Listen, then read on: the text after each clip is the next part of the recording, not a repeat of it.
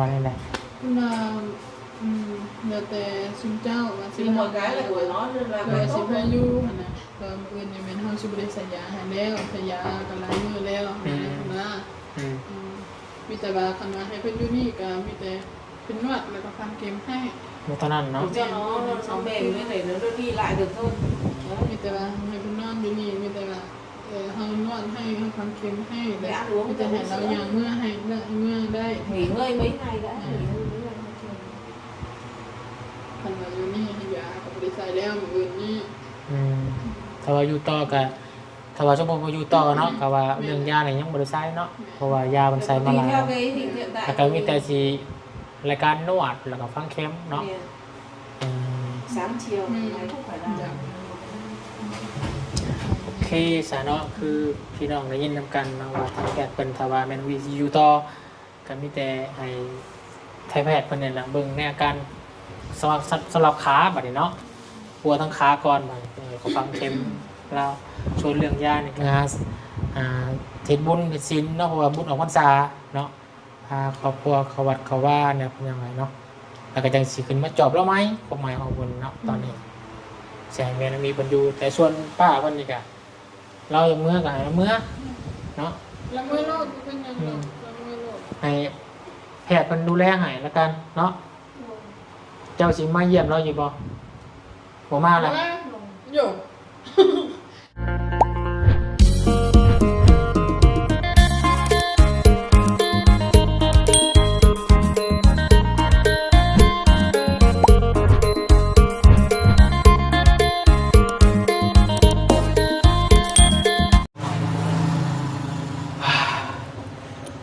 พี่น้องเนาะแลนรถหูตื่นตาตีมากพี่น้องเลยเนาะคำเมิดตื่นตาเพื่อมาเบิ่งอาการของแม่น้องวิมันนี้พี่น้องเลยเนาะทางหลายตัวหลาย FC เนาะหลายผู้หลายคนหลายทาน เต็มไปด้วยความเป็นห่วงพี่น้องเป็นห่วงเป็นใยทางแม่น้องวิเพิ่นพี่น้องเลยเนาะทั้งคอมเมนต์ทั้งทักถามพี่น้องเป็นจังได๋เด้แม่น้องวิใครแน่ล่ะบ่หลังจากทางบาบุญสารวัตรได้ลงคลิปแม่น้องวิลงไปของเสาร์นี้พี่น้องก็เป็นตาตกอกตกใจได้พี่น้องเลยทางวุฒิเองก็ได้เพราะว่าเมื่อวานนี่ก็เห็นเต้นฟ้อนดูพี่น้องเลยนะวัดมาเมื่อนี้วัดบุบไปบาทเดียวนะพี่น้องนักเมื่อยหายใจแบบเลยเฮ็ดให้เนาะตกใจแห้งพี่น้องเพราะว่าทางวุฒิดอกFCเบิ่งก็ตกใจคือกันเนาะมาเมื่อนี้ตอนค่ำนี่พี่น้องเลยเนาะทางบุญก็สิมาเบิ่งอัปเดตเบิ่งเนาะทางแม่น้องวิเพิ่นการเป็นจังได๋ขั้นแน่ระบ่หรือว่าจังไดเนาะเอาก่อนเดินให้พี่น้องเด้อขอกราบทักทายสบายดีพ่อแม่พี่น้องสบายดีหมู่เพื่อนกันเบิดสุขุสุขคนสบายดี FC ผู้ใหญ่ที่เบิ่งเบิดทุกท่านเด้อยินดีต้อนรับเข้าสู่ช่อง YouTube บาบุญสร้างนวัดอีกคือเก่าคือเดิมพร้อมกันนำมันมืดมื้อนี้พี่น้องเอ้ยในเวลา 1 ทุ่มพี่น้องเอ้ยเนาะหรือว่า7 โมงแรงพี่น้องเอ้ย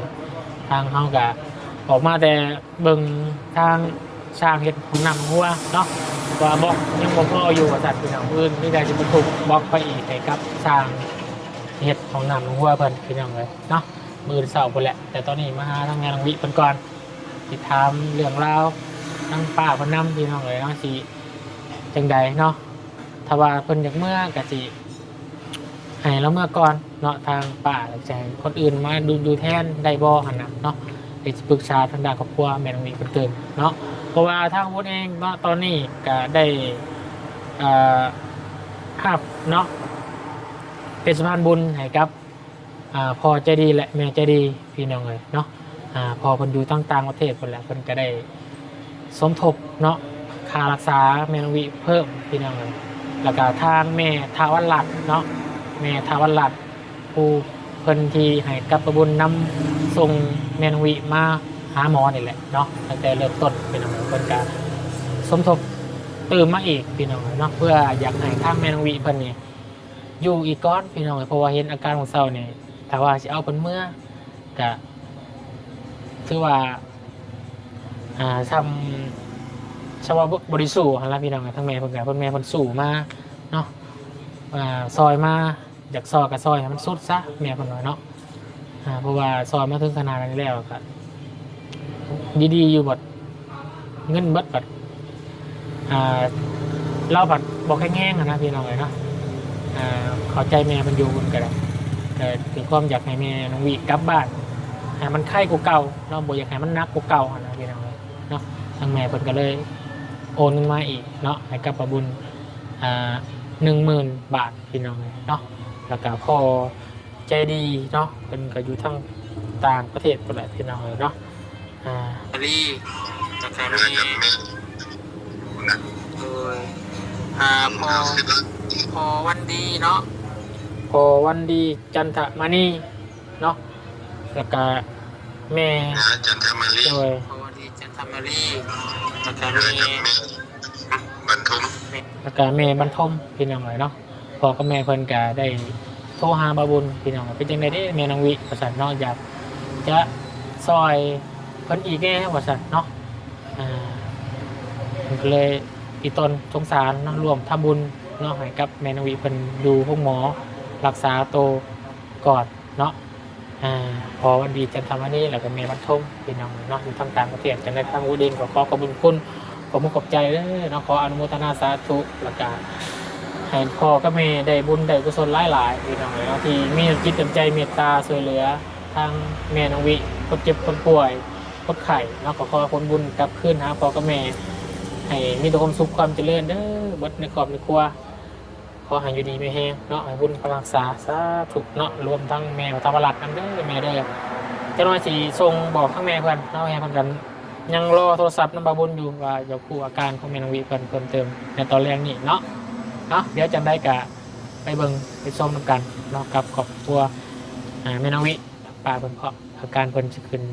ที่นี่ขึ้นบ่หรือว่าสิจังใดเดี๋ยวติดตามเบิ่งนำกันเนาะกับอาการของแม่นางวิไปกันด้วยพี่น้องเนาะไปทำเลือกแล้วพี่น้องเลยไปการนำกันพี่น้องเลยคนไข่เปิดเมื่อบันแลพี่น้องยังแต่แม่นางวิคนนี้แหละเป็นยังไงเนี่ยสบายดีป้าโอ้ยพอสิเมื่อวันเมื่อสมัยเนาะฮะ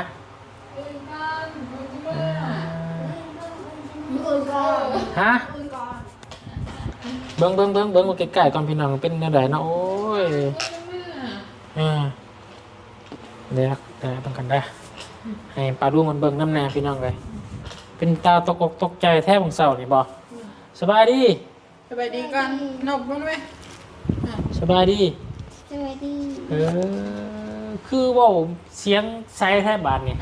ต่างกับของเสานี่เนาะเป็นยังไงตอนนี้ เมื่อยอยู่บ่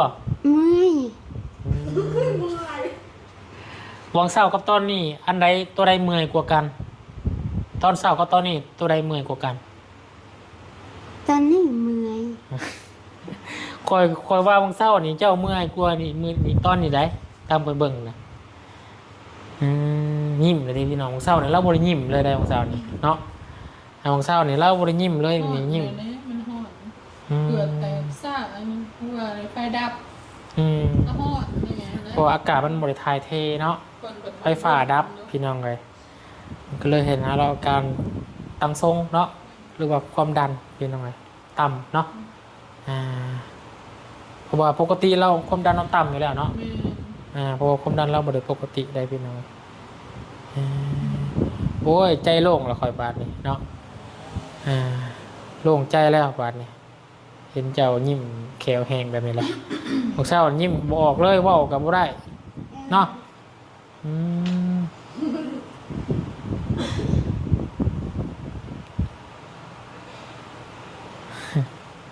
คือเนี่ยนี่พี่น้องกันเนาะเดี๋ยวสิบอกอธิบายให้ทาง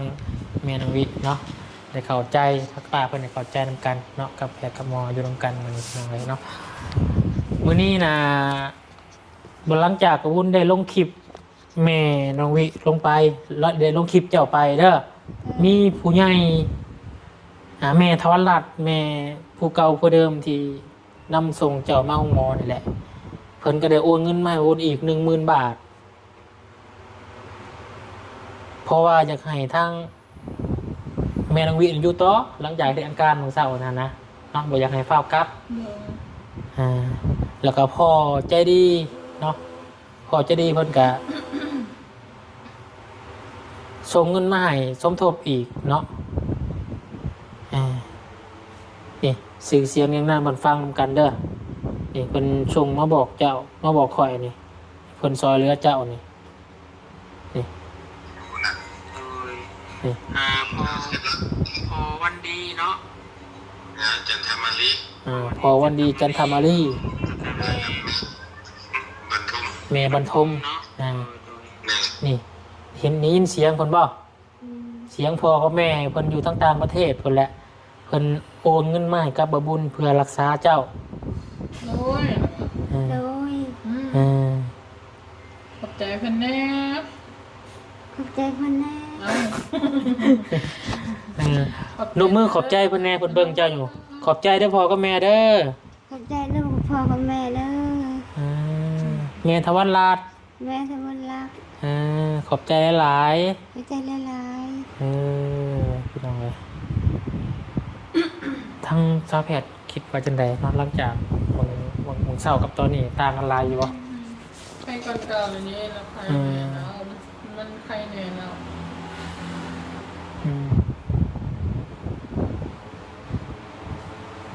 แล้วเราเมื่อไหร่ มาลงบันกุ้งเศร้าเนี่ยไปตาตื่นตกใจทีเดียวขอกาไปเฮ็ดเวียกกะเที่ยวทรงหาแต่แพทย์ชาวแพทย์เพิ่นไปนำกับเพิ่นเด้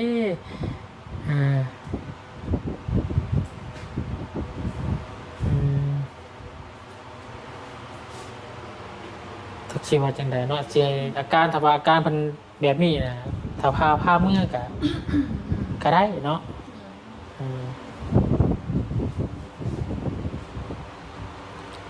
ถ้าจะให้อยู่ต่อผัดพี่น้องไว้เนาะคือเอื้อยเราก็จากเมื่อแหละบ่ตีลาบ่เข้าใจอยู่เนาะเข้าใจเอื้อยเพิ่นพี่น้องเอ้ย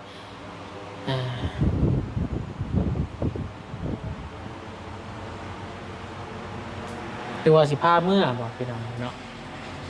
ชาวแพทย์คิดว่าจังได วิ่งไปบ้านเป็นเรื่องการก็ การก้อนเนาะ พ่อแม่ก็ได้ เอาอาการอื่นอีกเนาะแต่ว่ามันโอเคเนาะแต่ว่าหมอเพิ่นว่าโอเคก็จังสิพาเมื่อนะให้เพิ่นตรวจทุกสิ่งทุกอย่างเนาะทั้งร่างกายทั้งความดันการเต้นของหัวใจเนาะสุขทุกอย่างมันปกติของเราที่เป็นอยู่ก็จะพาเราเมื่อเนาะแต่ว่าเรื่องค้านี่ยืดได้เนาะแต่ว่ายังย่างบ่ได้เนาะลองย่อได้บ่แม่น้องวิคุณก็เดินในคุณมีเจ็บโยมเลยมือว่านนี่เลยพันนวดให้มือว่านนะเลยนวดให้แห้งโคตรเจ็บเนาะย่อให้เป็นเบิ้งแน่ย่อได้บ่ย่อขาย่อขา ย่อขึ้นมาดูย่อขึ้นไหมย่อขึ้นเด็กขึ้นขานะนี่นะย่อขายกขาขึ้นขาเลยย่อขึ้นยกได้บ่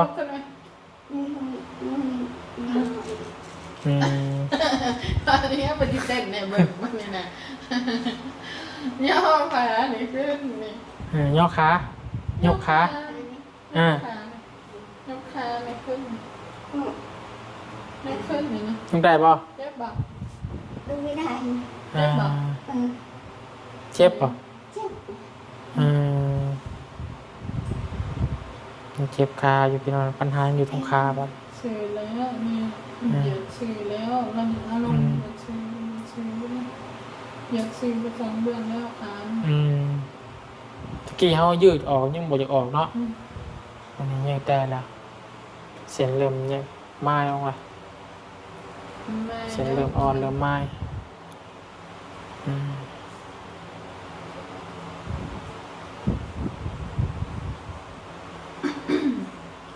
ว่าให้เลยเป็นค่อยๆนวดให้เลยเป็นนวดให้แห้งปวดเจ็บของเศร้านี่ทั้งบอลเลมโบมาปะมันไว้อะไรเนี่ยบอลเลมโบมาจอบไปซื้อปะแต่เช้าฮะแต่เศร้าเนาะเพราะว่าตอนบนออกไปเห็นเราขี่รถจักรสวนมาอยู่มันนะคนมาโดนมาไปเปรียวปะตอนแรกนี่ก็มา5 กำมือแบบ5 กำมือแล้วหูดเข่าปะ อูดข่าวเราเองปะ เขาเป็นเท่า อ๋อไปอูดข่าวซอยไม่เท่ายังก็ยิ้มละไปชื่อคอยได้อยี่บ่ชื่อคอยได้บ่ จริง คอยซื้อไว้ที่ไหน ชื่อเจ้าสิเบาเบาเบาเบามิ้ม แม่เว้าอยู่เมื่อกี้นี่เว้ายังเว้าแม่เว้ายังมาหาเจ้า คอยซื้อหยังจะหู บอดี้ บอกแม่จะเว้าแม่จะเว้าอยู่กี้นี่นะเว้ายังแล้วมากับเว้ายัง เบาเบามิ้ม น่ะบอกไปเนี่ย บ่มิมบ่มั่มไประบาดเนี่ยโอ้ย บะบุญ เบาบุญ มากับไผ่แล้วมากับไผ่ มันมานะ แล้วมากับไผ่ มันมากับเบาเบาบุญ อืม บะบุญมากับไผ่ มันมากับเบาบุญ เว้าอยู่กินนี่ก็เว้า บาวบุญข่อยในบาวบุญสารวัตรมาน้ำบาวจันทร์ เบาบุญกับเบาก็เสมากับเบาจันทร์ บาวจันทร์บาวเพิง เบาจันทร์เบาเพิง เอาหมดลืมไว้เนาะ ลืมไป อืม ทำยังจะลืมแล้วเว้าอยู่กินนี่นะ อืม กินนี่ยังเว้าอยู่ลืมเลยลืมไปจ้ะ อืม บอกก็ลืมไปจ้ะมา อืม แล้วก็เหมือนมา คนกระตกบาดเนี่ยเนาะ เอามาลองพี่เด พี่ ย์ เด้พี่เด้พี่แขนกับตุ้ยคุณแหละเนาะหน้าก็เบ้งขึ้นแหละพี่น้องเลยมันก็เริ่มแล้วคนเราเนี่ยกินได้เนาะกินได้ทายได้มันกับปกติและห่างกายภายในภายนอกตีนยังขาพี่น้องเลยยังขายืดออกได้แล้ว แต่ว่ายังบ่สามารถย่างได้ มันก็ขึ้นนี่แหละนี่ขึ้นแล้วค่ะมาเต็มแน่แล้ว อืม มีแต่ทำงานเนาะ อืม เดี๋ยวเอง อืม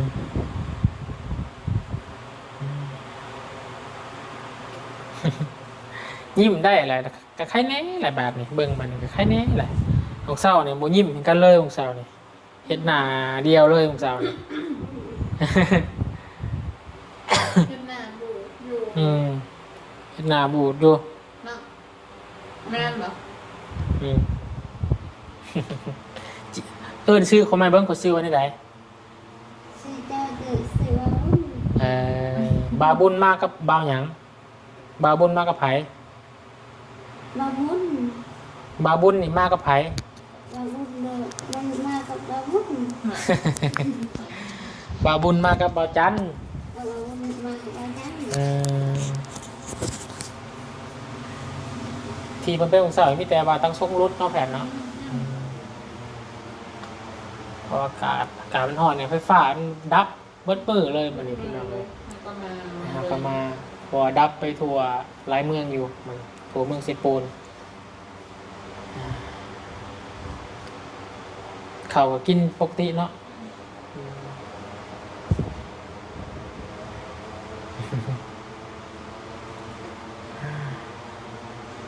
แต่รอฟังอาการเบื้องก่อนพี่น้องละกาให้ทางปลาลุง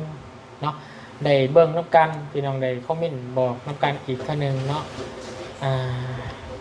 ถ้าว่าอาการเพิ่นเป็นแบบนี้แล้วเนาะปกติแบบนี้แล้วแต่ว่างบในบุญใส่เพิ่นอยู่ต่อนี่มีอยู่พี่น้องเนาะทั้งพ่อและแม่เพิ่นก็ได้ส่ง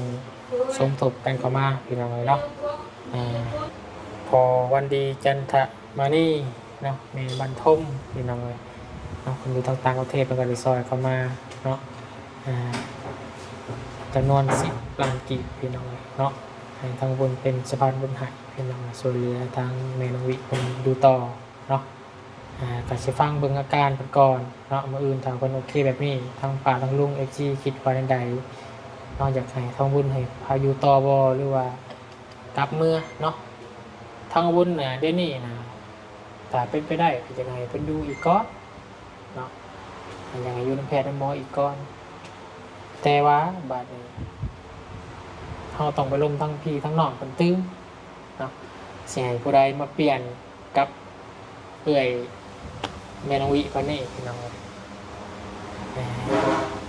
บ่แม่น้องวิแม่นบ่เอ้ยสมมุติว่าให้เพิ่นอยู่ต่อนี่อยู่เฝ้าอีกได้บ่บ่ได้แล้วเนาะมาได้ไหมเนี่ย บ่ได้ ก็ไม่ได้เองเศร้าไปไม่จังเข้าไปอยากเผา เขาบ่อยากเฝ้าแล้วเศร้าไว้ เผาเศร้า เศร้าไว้ เศร้า เศร้าไว้ ลูกนางนะไหม เศร้าไว้ลูกนางไว้เอ้ยน้องเพิ่นบ่อยากเฝ้าไปอยากเบิ่งเจ้าแล้ว เอื่อยกับอยากเฝ้าเลย อ่า เอื่อยกันเลยเนาะเศร้าไว้เจ้ากันอยู่นี่บ่อยู่บ่อยู่นี่บ่อยู่นี่บ่อยู่ นั่นลงมานี่บ่ นอน นั่นเลยบ่อยู่เลยบ่อยู่พี่เลยได้ อยู่พี่รู้สึกเขาไม่ให้หรอก บ่ฮะ บ่ให้เพิ่นบ่ให้อยู่นี่แหละเพิ่นบ่ให้นี่เพิ่นใจดีเห็นบ่เพิ่นเบิ่งเจ้าตลอดเลยเพิ่นใจดีบ่นี่เอ้ยแพ้ใจดีบ่ จะดี เพิ่นถามว่าอยู่นี่ได้เพิ่นบ่ให้บ่เนาะเพิ่นอยากเขาให้จังซั่นเพิ่นบ่ให้ ให้สิหาจังแม่จะvề đúng không con mẹจะvề quan trọng là anh về vì bây giờ về nhà thì cũng chỉ xoa bóp và nằm đây thì cũng truyền thế này là cũng là nhiều rồi. Bây giờ nếu mà cho nằm đây thì hàng ngày mình châm cứu xoa bóp thôi. Nói anh thế không truyền nữa, ngày mai anh không truyền. Bây giờ về cũng để cho cái lượng nước nó vào cơ thể nó cũng còn để nó còn ấy hết. Nói anh nên nếu mà để ở đây là mình chỉ có châm cứu xoa bóp ngày 2 lần.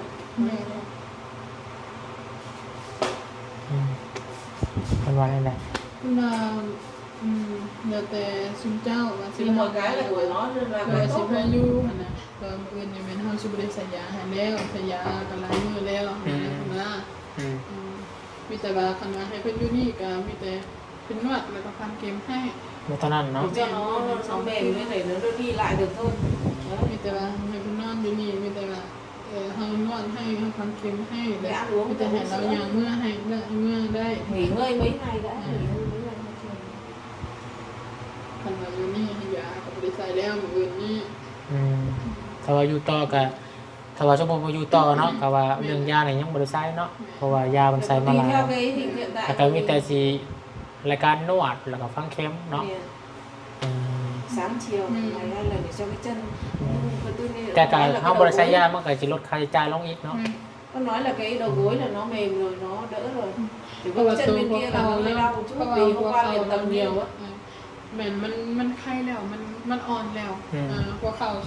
ขานี่มันอ่อนหมดแล้วมีแต่ขาเบื้องนี้นี่สิเจ็บน้อยนึงเพราะเมื่อวานนี่เรานอนให้หลายแน่แล้วมันสิเจ็บแน่ Nên là เรา hôm ก็ nay, สิเจ็บตรง hôm นี้ nay thì huyết áp hơi tụt với lại nó mệt, nên huyết áp này phải nâng huyết áp vào ngày hôm nay cũng có. เพราะว่ามันนี่ตั้งทรงเราก็มันอยากรุดแน่มีแต่ว่าเฮา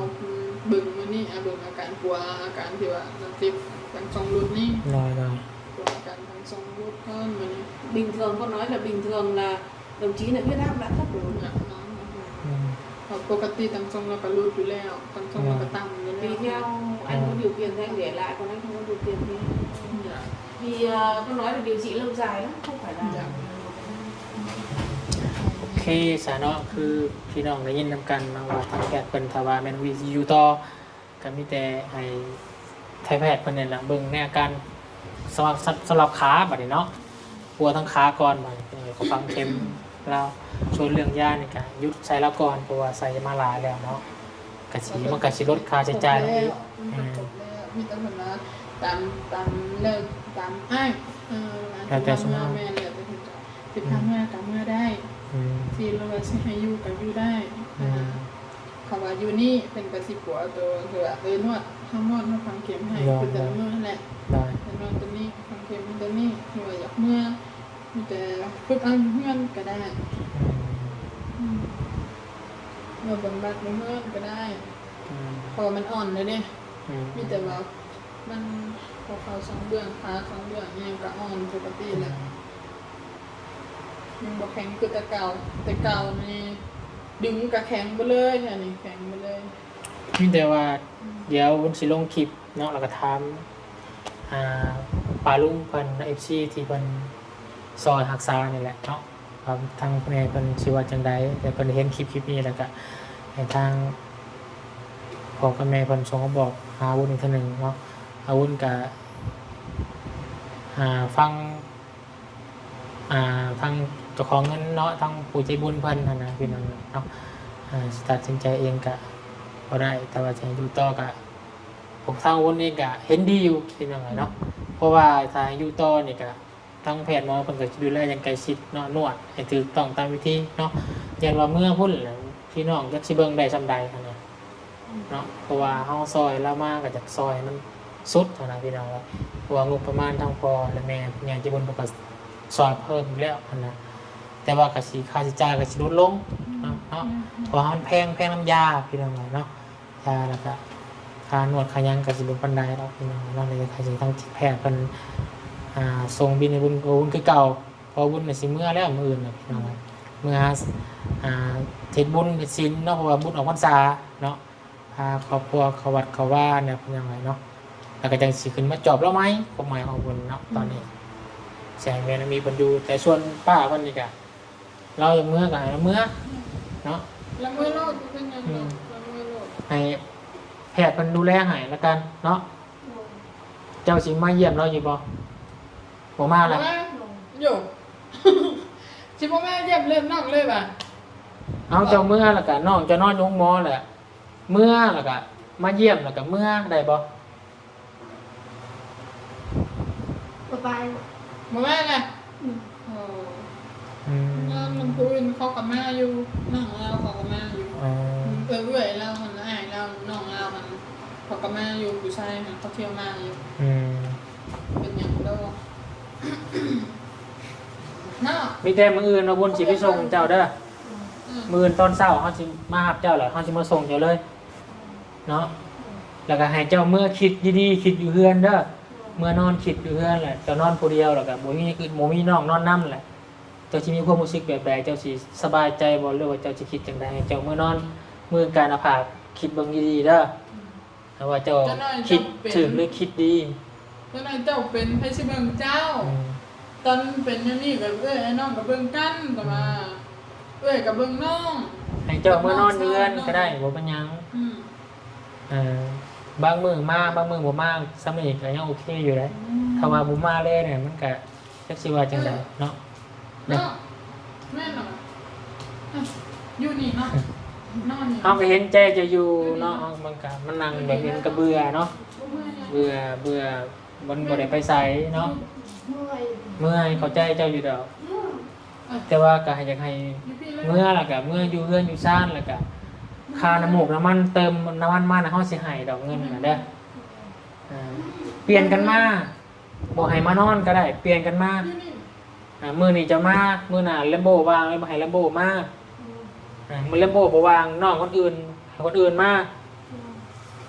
เพราะว่ามีเจ้ากันจะคนอ้ายน้องเจ้ามี 4-5 คนผมเห็นบ่ ผู้ชายชอง ผู้ชาย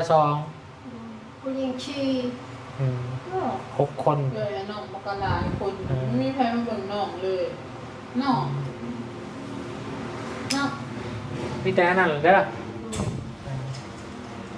ถ้าว่ามีเงินเติมน้ำมันนี่มาบ่บ่อยากมาบ่ มา โอ้ยเจ้าเป็นอะไรเนาะ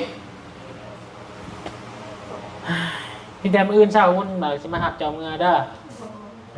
แล้วก็เมื่อนอนคิดเบิ่งให้ดี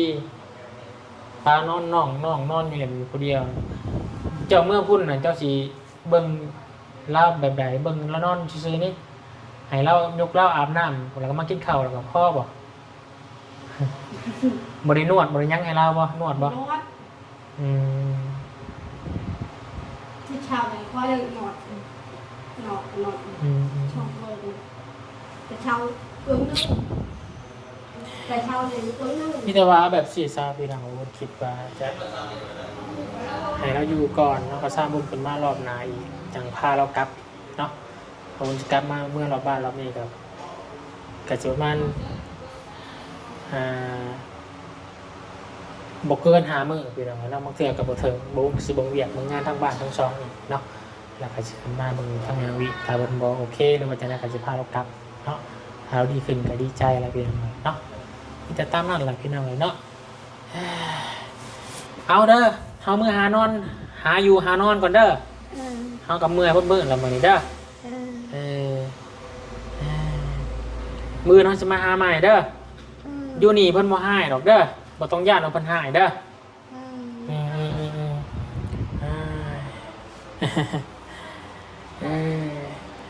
เอาอันนี้สุดท้ายนี่ให้ฝากขอบใจผู้ใหญ่ใจดีเพิ่นเด้อฝากขอบใจ หัวใจ พอวันดี พอวันนี้ หนูมือขึ้นพอวันดี พอวันนี้ จันทามณี เป็นทางวันนี้ แม่บรรทม แม่บรรทม ให้เพิ่นอยู่ดีมีแห้ง ให้อยู่ดีมีแห้ง ความเจ็บบ่ให้ได้ ความเจ็บมาให้ได้ ความไข่บ่ให้มี ความเคยมาให้มี ให้เพิ่นเจริญเด้อ ให้พ้นเจริญเจริญเด้อ แล้วก็ขอบใจแม่ทวันรัตน์ เข้าใจแม่พระวันรัตน์ ที่ซอยน้อง ที่ใจน้อง ให้เพิ่นอยู่ดีมีแห้ง ให้พ้นอยู่ดีมีแห้ง เอาสาธุ สาธุ นอนพักผ่อนเด้อบัดนี้เด้อนอนพักผ่อนเด้อบัดนี้เด้อบ่าวบุญสิมื้อหากินข้าวหาพักผ่อนก่อนเด้อบัดนี้เด้อเอามือลงบัดเอามือลง โดยเหรอ สู้เด้อเมื่อก่อนเด้อชาแพเด้อขอบใจหลายพี่น้องฝากแม่พี่น้องเลยเนาะเมื่อก่อนเด้อเมื่อเอาจะมาหับเจ้าเด้อไปโอเคพี่น้องเลยเนาะทางคุณกะจะได้หาพักผ่อนก่อนแบบนี้พี่น้องเลยเนาะเมื่อมาเบิดมื้อละมันพี่น้องเลยจักสิเอาจังใดเนาะก็มีแต่สิให้ทาง FC ปาลุงเนาะฝากคอมเมนต์ให้กับบบุญเนี่ยพี่น้องคิดว่าได้ใดเนาะในเคสนี้ในตอนนี้พี่น้องเลยเนาะ ไปทำไงจะไหม ฮะ เขาเคยจะเมื่อเขาบอกว่า ไป ดูดีล่ะ บ ริการไปทำการ เอ้ยเมื่อทำบุญก่อน ออกพรรษากับยูนุคอนคั่วก่อนเหรอวะโอเคพี่น้องเลยเนาะก็จะได้ขออนุญาตจบคลิปลาพี่น้องเพียงสนิทก่อนเด้อฝากคอมเมนต์มาบอกกับบุญแน่เนาะที่เป็นมาได้ใดเนาะสารบุญราชัยปัญญูก่อนเนี่ยนวินก่อนเพันเมื่อแล้วก็สิบอกกับพี่กับน้องขอบพ่อพนันแหละน้องให้เปลี่ยนกันเยี่ยมมายามกระซาบุญขึ้นมาเนาะไปโอเคยินดีไม่ให้ขอบุญคุณขอบใจเด้อพอวันดีเนาะเป็นธรรมนี่แม่บรรทมอยู่ตั้งแต่ประเทศที่ให้ทั้งวงเป็นชาวบ้านบุญหาขอบคุณกับแม่ทวารรัตน์กันเนาะที่เป็นผู้สุดสวยดึงแมนวีเนาะเขาเมาหาหมอหาแพทย์หาหมอเนาะแต่ว่ามีแม่เพิ่นซอยเขามาเริ่มต้นแรกแมนวีเป็นซิบดีเป็นแบบนี้นะที่เราต้องให้เพิ่นได้บุญได้กุศลในหลายขอบุญขอบคุณขอบใจแม่เพิ่นในหลายเนาะให้ดีไม่แห้งเลยแม่เด้อสุขภาพร่างกายจะแข็งแรงเนาะสำหรับคลิปนี้ลาแล้วพี่น้องสบายดี